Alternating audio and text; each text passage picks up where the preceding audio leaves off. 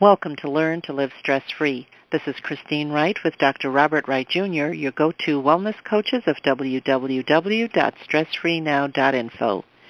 Today we are pleased to bring you a joint podcast in collaboration with our friend and colleague, Alan Eisenberg, founder of Bullying Recovery and host of Healthy University Podcast. Alan is the author of the highly acclaimed book, A Ladder in the Dark, My Journey from Bullying to Self-Acceptance. He is the creator of the very successful blog, Bullying LTE, where he shares information on the long-term effects of bullying and bullying recovery. Alan has also had a successful career as a visual communications expert, e-learning web and video producer, programmer, and writer. A keynote speaker, Alan's dream is to one day help others on a full-time basis with solutions to bullying, including implementation of stricter laws and support systems in our schools and workplaces. Hi, Alan. It's so great to be talking with you again, and Bob and I always enjoy sharing with you, and we know that our audience will enjoy listening in. Yeah, I just can't believe it's been so long since we first talked. So long ago, it's not that long ago, but to me it is. And yeah, I think there's just so much that we share in terms of our interest in helping guide other people out of the darkness. That there's so much to cover. It's great that we can talk again. Great, Alan. This is Dr. Bob. I'm glad that we are doing this interview, and we are hopeful that we're going to provide some helpful information to all of our audiences who might happen to listen in. Yeah, definitely. So what should we hit on first? I was thinking recently about just here where there's everybody going back to school, and of course I've always focused on the stress that comes from bullying or just even school, but even work, and things like that. So, where do you guys want to kind of start the conversation? Well, I think, Alan, as you mentioned, yes, work and school. I think a focus, and we've got a lot of parents in our audiences and, students and children too, that what I have noticed, when I went to school, and I'm not dating myself, but when I went to school, I didn't have to. All right, I'm dating myself. There weren't the pressures that a young person faces today. When I look at a kindergartner today, they've got so much to deal with. Starting from the very early ages in school, there's just so much more on a 3-year-old or a 4-year-old and a 5-year-old's plate. I mean, when I started off, I didn't have to deal with media bombardment. I had no idea what the 4 o'clock or 5 o'clock, 6 o'clock. There's news all day long. There are messages and sounds all day long. And I talk about how harmful that is. There's so many stimuli coming at all of us, but from a very early age, that just having that time where a child can be quiet and at play without worrying about a schedule or performing. Yeah, as it's just been a bombardment, and I always tell people, there are 3 things to living a healthier life. Sort of my mantra, which is eating healthier, going exercising, and stop watching the news, and you'll live a much better life. It's so interesting, Alan, that as you said, this back to school period. 2 of the things that strike me that happens are for kids in particular is the stress associated with going back to school or by moving up in grade or being left back. And then the stress of going to a new school.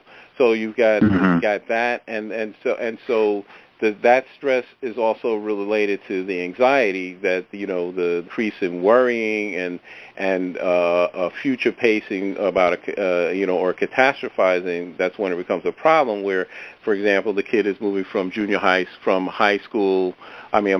elementary school to junior high school, and so there's developmental issues.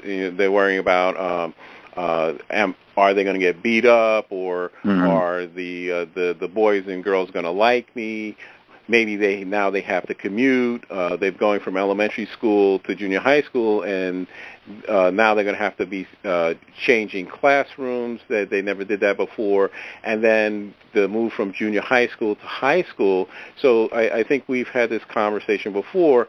So you're in elementary school. You start in first grade or kindergarten. You get to the fifth or sixth grade, and then you're on top. And then go to the middle school. You're back on the bottom. And then you make it. You graduate, and then you go to high school. You're back on the bottom. Then you become a senior. Then you go to college. You're a freshman. You're back on the bottom. And so that's almost like a structural system of that can create for many people fear and anxiety and worry unless it's talked about and managed. So, many people are aware of the stress and anxiety that adults have. So, for example, federal statistics show that about 18% of American adults 18 and over have some serious anxiety disorder. However, I could tell you just from, I don't know what the statistic is for children under 18, but it's got to be pretty high that their anxiety level, whether it rises to the level of being, some kind of serious issue, but if you talk to kids and say, hey, listen, when you think about going to school, do you feel anxious? Or when you think about if you don't make the cheerleading squad or make the football team, et cetera, does that create anxiety for you? And I think that for many children, those things do. And I don't think there are any easy answers for those. Of course, there are things we can do to make it easier for children, but I don't think as a whole, there are any easy answers. Well, I think those rates are going up, and I think that one of the things that has been unsaid that I feel like I've seen, and what I think Christine was alluding to earlier in terms of ageism, which I don't think is that big a problem, is that today a child is able to hide, and what I mean by that is that there's so many distractions. We were talking about 24-hour TV, but there's, video games and other things, to keep them from socializing and not developing those social skills or dealing with that socialization issue. And that creates even more stress in my mind that they're doing that. That, there's I know for a fact a whole group of children who go home, get on the computer, and play video games, and that's it. And they don't know. They're not building social skills. They're not building empathetic skills. They're not doing anything. In fact, most of the games they're playing tend to lean toward violence. But I'm not saying that's creating a violent person. But those games can be stressful. And I know as an adult, when I played some of them, they felt stressful. when you're doing that. But I think really that aspect of losing socialization, losing that playtime that we used to covet, or at least I did, so much, and taught me, about those interactions, even though some of them were bad in my life. They taught me, you can have kids today who continue on to college who have not, dealt with or been privy to those stressors, and I think that's even more dangerous. You're touching on some really excellent points, Alan, that our society has changed so rapidly over time that young children really can feel overwhelmed and put upon in ways that wasn't there in the past, and they're not really given a chance to develop outlets and coping skills to disperse the anxiety and the tension that they may feel from their day. Interacting with a computer game or a television isn't the same as a physical outlet of running around the yard, climbing a tree, if children are still doing that, or playing games that use the imagination, their own imagination. So those skills of developing ways of calming yourself and soothing yourself some children today are most likely not getting as much of that as the three of us may have gotten in our youth. And those are really very important skills, knowing how to soothe yourself. And Alan, I just want to thank you for bringing up that issue. Something that has concerned me for a long time is this issue with texting. Now, there's nothing wrong with texting per se, but I'm talking about the context of how it's being done. So, for example, you see media reports where people are breaking up with people in a relationship. You know, I don't want to date you anymore, or I want a divorce, sending them a text.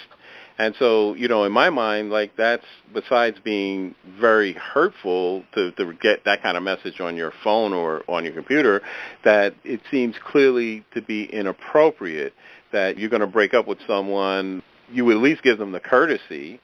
So even though that's a hard situation, but there's another issue which, you know, which has for a long time puzzled me in terms of some people, of how they are using the technology. And here's what I mean. So the thing is, the first thing is that, you know, people on one level have, or I should say some people, because I need to always qualify that. It's not everyone, but some people, they're so self-absorbed with their phones that, you know, if you're having dinner with them or lunch, that they are literally glued to the phone, and they're not, their level of distraction, where they're not paying attention, that you come away from the interaction feeling, well, did I have lunch with the person, or did they have lunch with their phone or their device?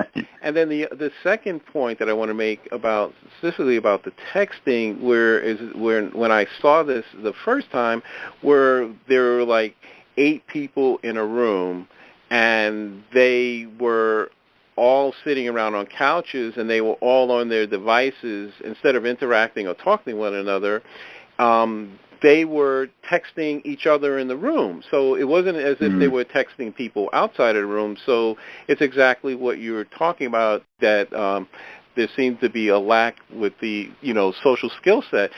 But here's the thing that I found the most curious. When I asked people who engage in that kind of behavior, hey, have you ever been in a room and instead of talking to people, are you texting them? And they said, oh, yeah, sure. So I said to them, well, what's that about? Why would you be sitting on the couch or, you know, 2 persons away, or texting the person next to you rather than talking to them? They said, well, you know, a good example would be I'm talking about the person next to me, but I'm talking to the person across the room. So I said, okay. So I say, I get that, but I said, you know, isn't there this aspect of that there seems to be a gap or a sense of lack? And to a person, whenever I've had that conversation, Alan, really has startled me for a while. When I ask them the why question, why do you do this? Do you know why you're doing that rather than interacting? There is like a vacant look that comes back as, I don't know, this is what we do, this is how we behave. So there doesn't seem to have been any thought to the process of, well, why am I doing this? And then there's missing. And then when you dig a little deeper, what you find out is many people like that, they'll complain about having a sense of loss of connection, et cetera. I said, well, you're texting instead of interacting. Yeah, I'll hit on something that you hit on, maybe, you know, consciously or not, but it's really this problem with avoidance. And what it is, you know, like the breakup on the phone is a way to avoid the emotional aspect, right? So you're creating an emotional way not to be stressed, right? And I'll equate that to something else that's another phenomena I find very interesting in our time, which is that the parents of children, young children in particular, are trying not to put them around other children, like in a nursery school or some setting like that, because they don't want them to get those germs. They don't want to expose them. You know, it's kind of, I say it about chicken pox. I'm like, really? You know, we have a shot that prevents chicken pox? Because you get chickenpox as an adult, how long can the shot last? And my thought around that is, what happens is then they go to school and now they're exposed to all these germs, and guess what?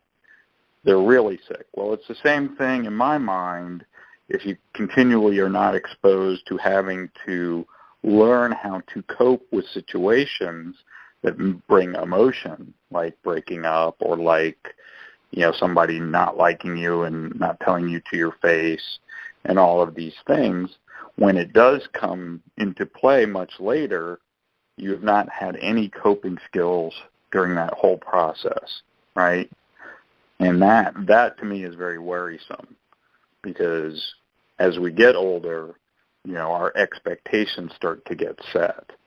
And then when those expectations aren't met, particularly in the youth, like the teen youth area, we're seeing, a higher rate of, suicide, self-hurting, self-loathing. All of these things are going up. And I think that's a big reason why. And part of that is parenting. Part of that is saying, sort of, I'm not saying everyone should do what I did, but, I exposed my children to things because I wanted them to understand or to have that germ, whatever it was, and get it out of them. And they spend most of their years in high school not sick, right? So how do we spend most of our time learning not to be stressed about things? It's by, I always say when I started work, I was a stress monster. It was like every time someone put something on my desk said this needs to be done, my first thing was to panic, and then, I'd have to get it done anyway. Until eventually, over time, I learned, well, if I don't panic, I've saved myself 10 minutes of not panicking, and now I can get it done 10 minutes faster.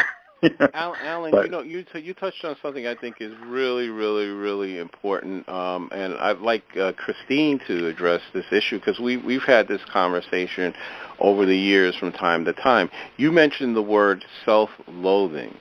Mm-hmm. And I think that's something, the behaviors that come out of self-loathing are, to be kind, I'll say very interesting, to use a kind way. Christine, could you just talk a little bit about your perspective on the self-loathing, how you think that plays out with people sometimes that you've seen over the years, whether it's children or adults? It's very definitely a core issue. I just want to step back a little and say a lot of what we're discussing, this is about having good models to begin with. We've heard that phrase, you have to be carefully taught. When people become parents, how good are their instincts and how good are their skills? When we have teachers or anyone in authority teaching us, how good are their social skills? And in terms of this point that Bob brought up of self-loathing or self-image, self-doubt, any view of having a strong, healthy ego. Ego doesn't have to be a bad thing. It's how we see ourselves and how we understand ourselves. Mm-hmm. When we have the experience from very early childhood, from infancy, of being loved and have clear personal boundaries. Henry Cloud, one of my favorite authors, does a lot of work, as do many others, on, having the clear boundaries. When we know that we are loved, we are not dependent on others for our well-being and for knowing that we're okay. In the position of having a parent speak to you or a teacher speak to you or a boss, this issue of being judged, you're not good enough, and that erodes our self-confidence, our self-image, and then we say, we're no good, we're terrible, and we're just waiting for the next person to pounce on us with some criticism, and we develop a boatload of our own, and our words and our thoughts are not serving us, and it's all day long, I'm too tall, I'm too short, I don't like the color of my hair, and we start this downward spiral of, let me hide under a rock because I'm just not good enough. Christine, I want to cut in here. I think it's really important because, you mentioned Henry Cloud, and before you brought him to my attention, I had not ever heard of him. He uses this term of boundaries. That the way that he uses it, I was unfamiliar with that. And I'm sure there's people in our audience that might not know what he means by boundaries. Could you just talk a little bit about what a boundary is and why it's important? Well, a synopsis, and I don't know if I'll be doing him justice. It's basically knowing where you start and where someone else starts, where you end and where they end, where your self-image is not broken by someone else's no or yes, that you can say no and be comfortable with saying no, and you don't feel pressured in any way. That you can hear a no and accept somebody else's no. So it's a clarity about no and yes. That's a really, really short way of piecing that together. That sometimes we just, everybody, we're going swimming today. Well, I don't swim. I don't want to go. And you're afraid. And you can't just stand up for yourself and say, hey, swimming is wonderful, but it's not my thing. So I'll sit this one out. And Alan, I think this ties really into the core, from reading your book to the bullying that when Christine was talking to me initially about this boundary issues, I said, oh, that's what Alan Eisenberg went through, being forced to do things he doesn't want to do. He wants to say no, but he's saying yes, and there's a saying in NLP where they say, by saying yes to this, am I saying no to what I really want? And so, unfortunately, sometimes that leads to traumatic situations. A person, one of the things that I talk to Christine about from time to time is one of the things where in the summertime you see people standing around the edge of the swimming pool, and everybody has a different level of, they can either swim or swim a little bit, or they're a good swimmer, but at that particular moment they may not want to get in the water, or they want to get in gently. And so invariably, we would see somebody go and push somebody into the water. And, I've seen, although some people think that's a funny prank, I've seen people, I think because, twice I've saved people from drowning, I have a different perception of deep water. And so the thing is that I've spoken to people who got pushed in. One person hit her head, and, she was almost knocked unconscious. She could have drowned. So I'm saying this thing of being, I guess that's bullying, right? I guess I have a really funny story around that. I mean, and it's even more, I think, about that self-image problem, where I used to run a scout group, and we went to camp one time, and they were doing, sort of drowning. They were teaching a lesson in drowning, and I had a bunch of kids, and I knew who they were, and I knew what they could do. And they said to who wants to volunteer for this exercise? And this one kid raised his hand, and he probably shouldn't have, but he did. And the counselor pushed him in the water, or the person who was teaching the course pushed him in the water. And he's, floundering around, and the instructor thought he was doing that because he was trying to teach him about how to save a drowning person. No, the kid was drowning.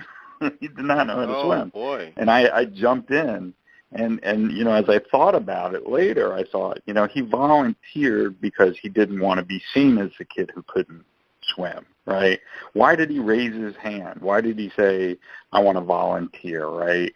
And I thought that was really, there was something there, not that he expected the person to push him in, but that, he felt this need to be recognized. And I think that again comes with the loss of what we call the authentic self, which is another big thing that happens to bullying survivors or youth abuse survivors of any type, is they tend to lose who their authentic self is. So like where I talked about in my book, A Ladder in the Dark, about how after a while I just became whatever someone else wanted me to be. If they wanted me to be somebody who did these bad things, then I did those bad things. Whatever I thought would get me approval and not get, continue to lose friends. So I think that stress, then that stress that followed, and that anxiety of doing these things that were not in my good nature, haunted me and haunted me into my adult years. That's our bigger problem, is that you're actually haunted. You're actually, it continues to stress you because you feel like you did things that were wrong. If many of us are brought up with some religion or some, thought around morality, and when you think, wow, I did all these things wrong, that can haunt you fairly badly, especially when you don't really feel there's a way to give that up, to let go of the past. Right, very, very much so. This is a fantastic discussion. Audience, we're going to take a short break, and we will be back in a moment with our joint podcast with Bullying Recovery and Learn to Live Stress-Free. Hi, I'm Dr. Robert Wright, Jr., the Stress Relief Doctor, co-host of the Learn to Live Stress-Free podcast series. I'm an author, speaker, and stress management wellness coach. My published study is the first to show the connection between stress reduction, grief recovery, nitric oxide spiking, and the relaxation response. And my practical application of this knowledge helps you relieve the stresses of everyday life. I have the tools to dissolve your pain points quickly and effectively. Email me to find out how you can start to feel better now at stressfreenow.info/contact. That's stressfreenow.info/contact.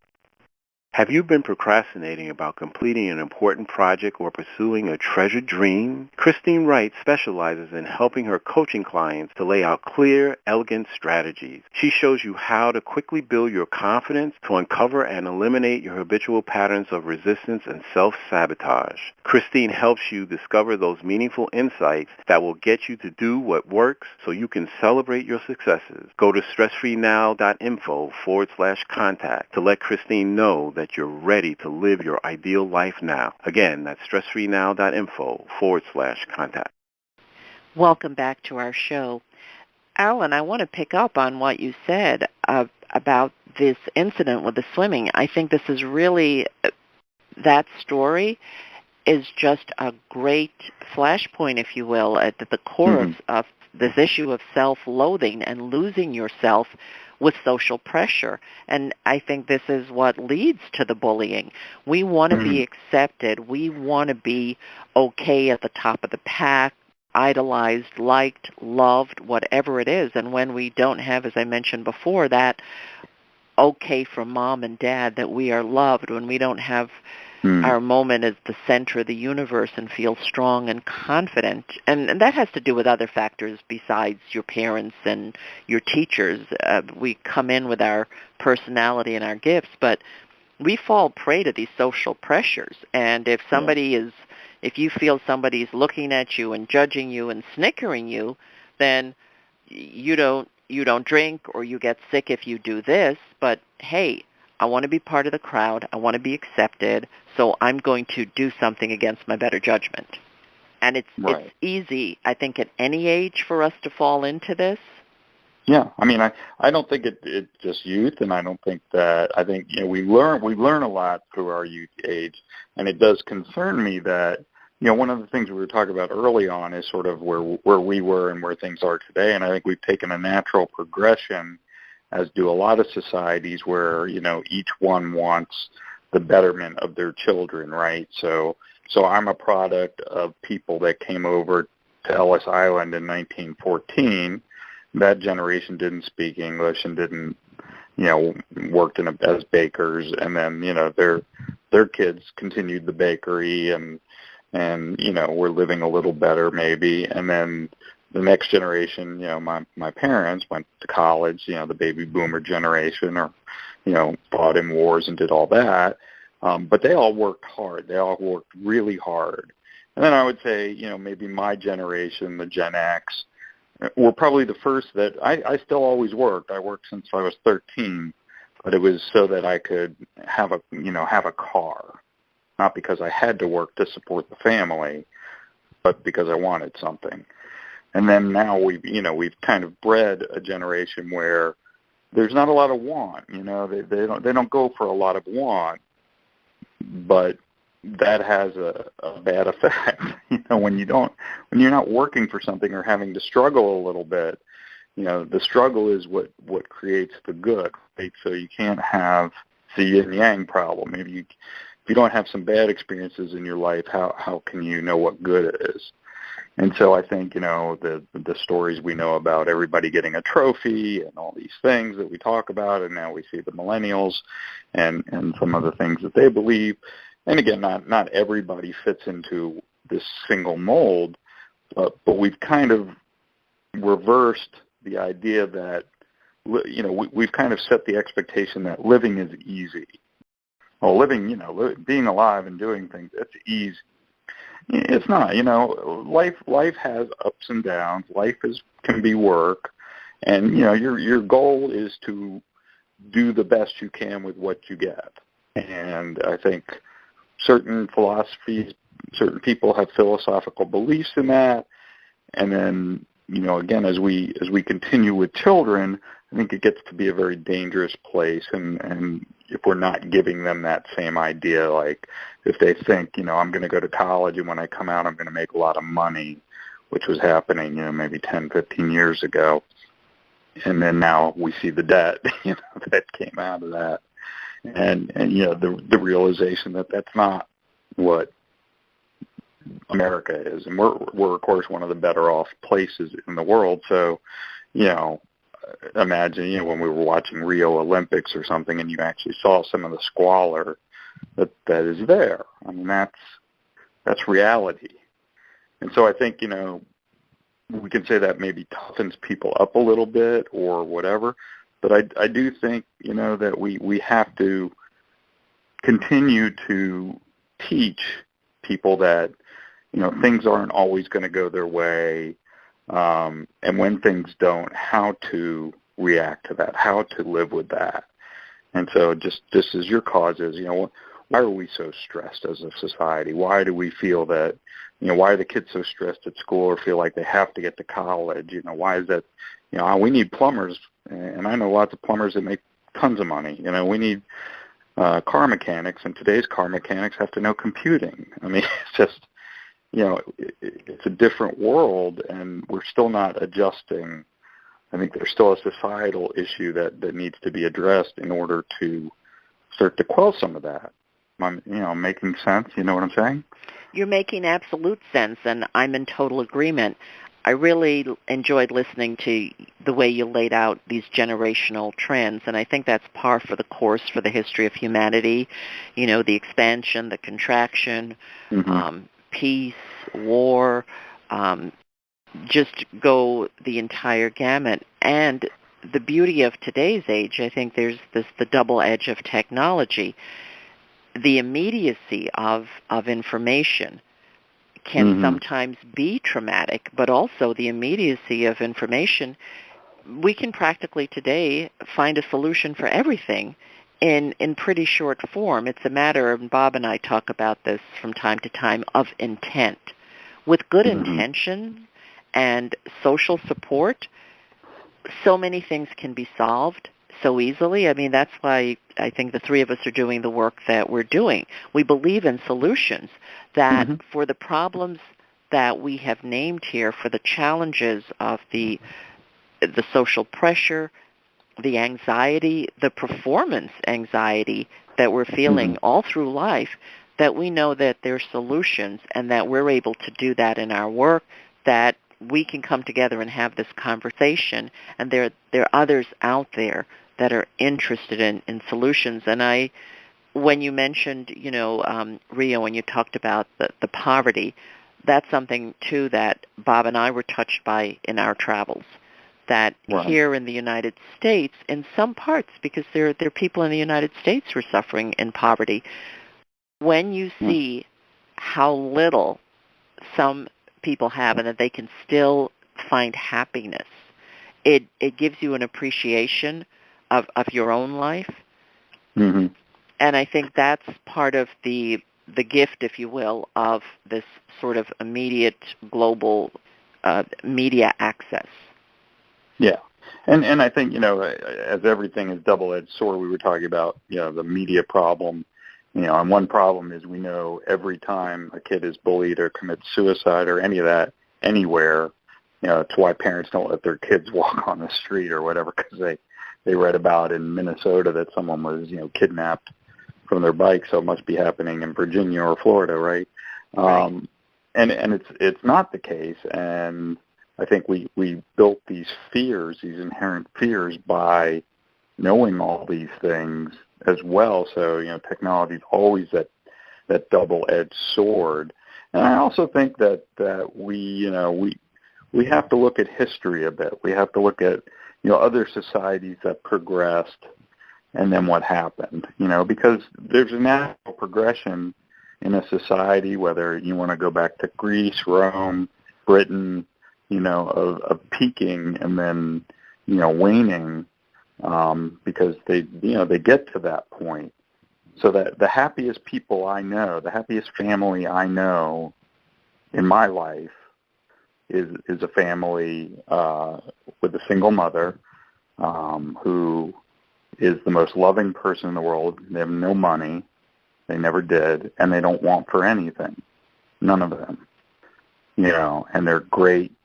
All of them are just great people, generous, and everything. And that's, I always think about that. Like, nothing, they never wanted for anything, and the mother also always gave as much as that she could to them.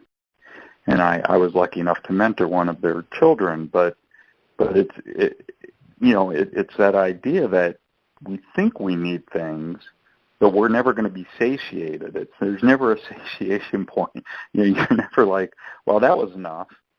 But when you can't get it, when you don't get it, you find other things that are much more important, like human connection, like love, which is a much more powerful thing than any gift that you could have possibly gotten somebody.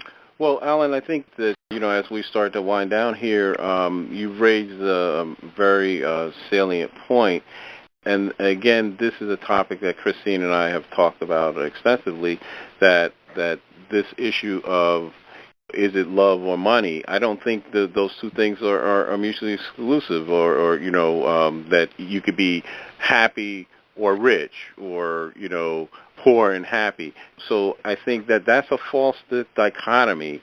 It's a false dichotomy in the sense that it's just like when people say men and women can't get along. If you're going to be in a relationship, it's going to be hard.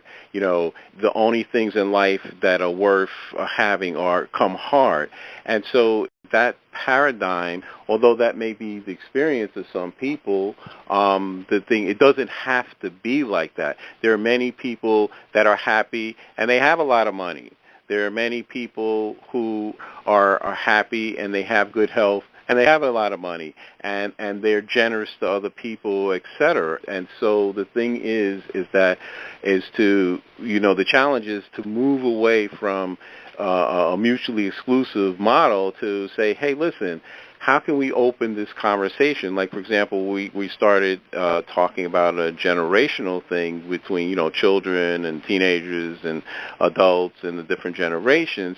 I think the challenge is, how do we, with all this technology that we have, how do we open the dialogue such that at these different levels that people, both the intergenerational and intragenerational levels, that they understand each other and are connected. So, for example, just because someone is between 20 and 25, well, that doesn't mean that they understand or get along with the people in that age bracket. You know what I'm saying? Right. Or someone who is 10 years old, they may have a great relationship with their grandmother or their great-grandfather, and they communicate fine.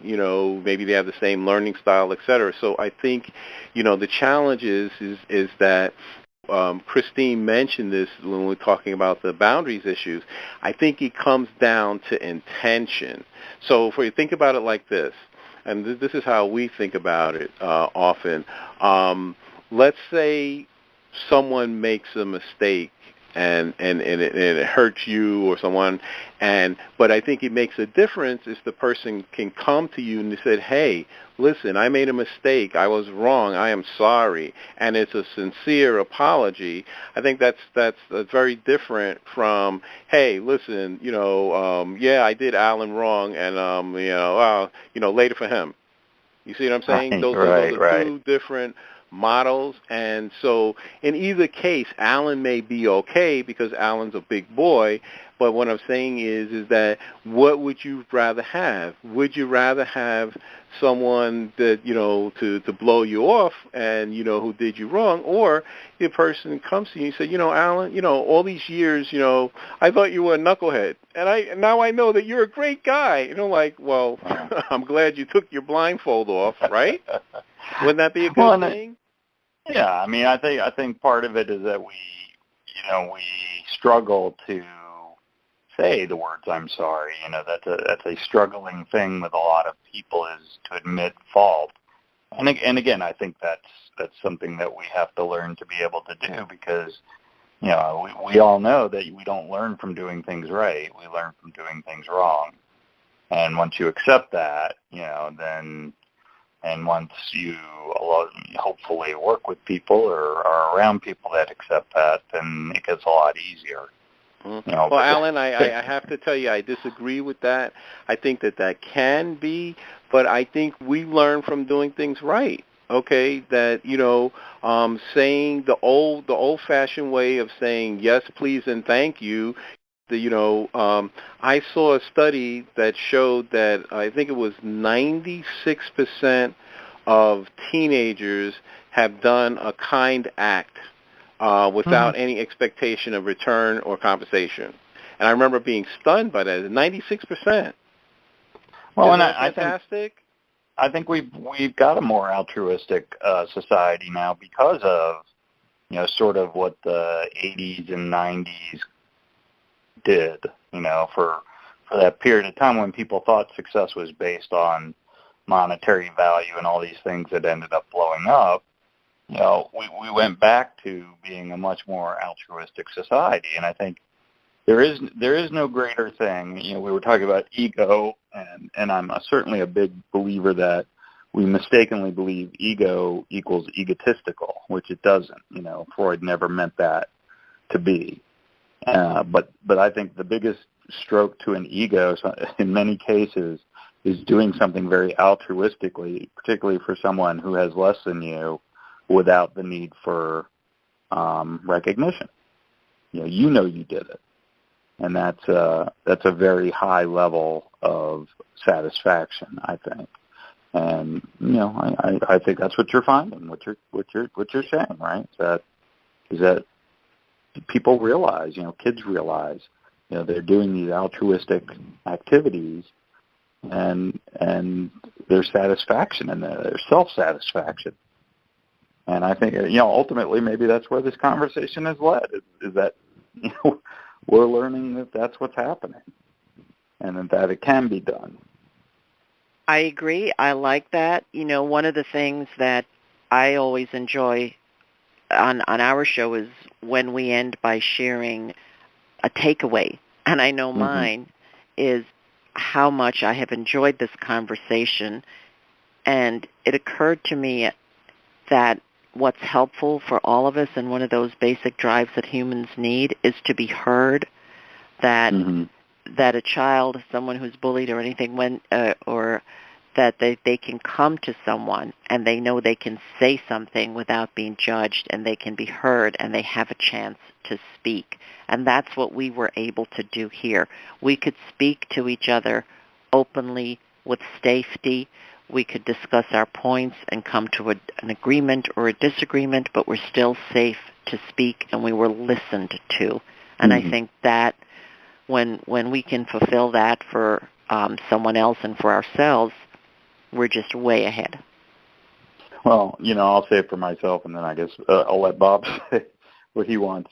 For me, and it's every time I talk to you, and I every time I do a podcast, I say, there's a therapeutic value to conversation, and as long as that conversation in its tone, we certainly had disagreement, but I get an extremely large amount of therapeutic value, both doing podcasts and also listening to them, which I think is why I started doing them, because you learn so much. You learn how the thinking levels of other people, and particularly people maybe like us who are studying these things and trying to make sense of things like the stress of the world or the bullying that's going on, and it's an ever learning process. So when we have this conversation, I learned so much from what you were saying, and for me that's like going to therapy, and I thoroughly enjoyed it.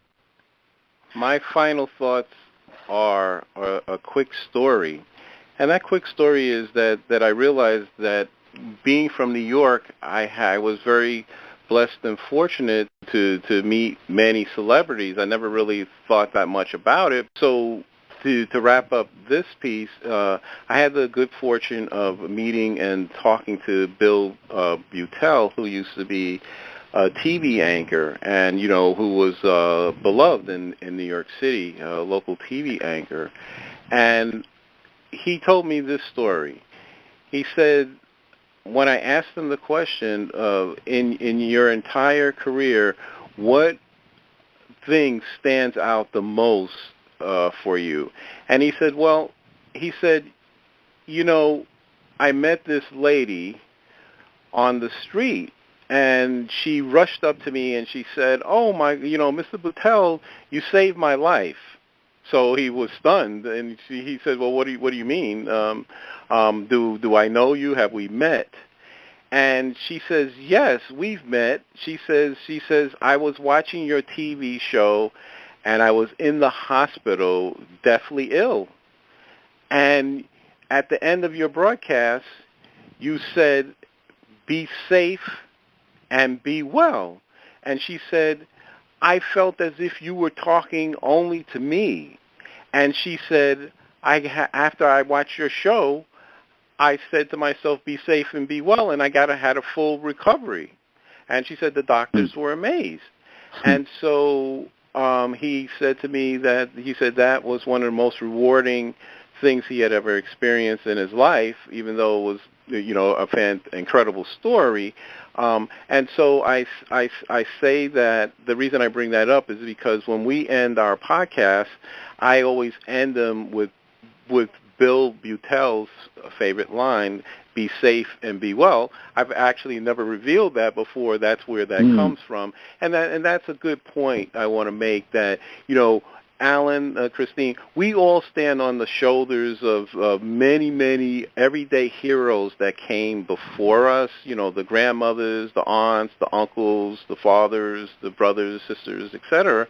And so my signature sign-off line is be safe and be well, and I hope that there's at least one person, when they hear that, it will have a good effect on them. And who knows, we never know how the power of the word will affect someone, but I hope it will have a good effect. That's great.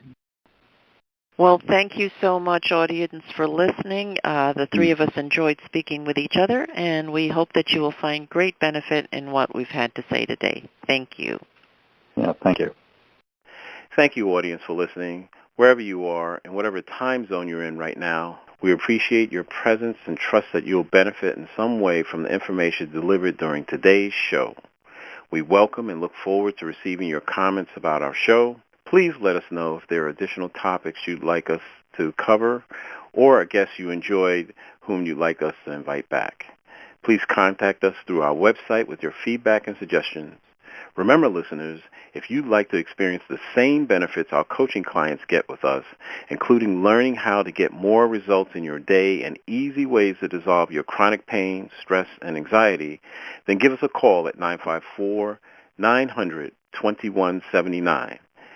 That's 954-900-2179. For Christine Wright, this is Dr. Robert Wright, Jr. of www.stressfreenow.info. Until next time, be safe and be well.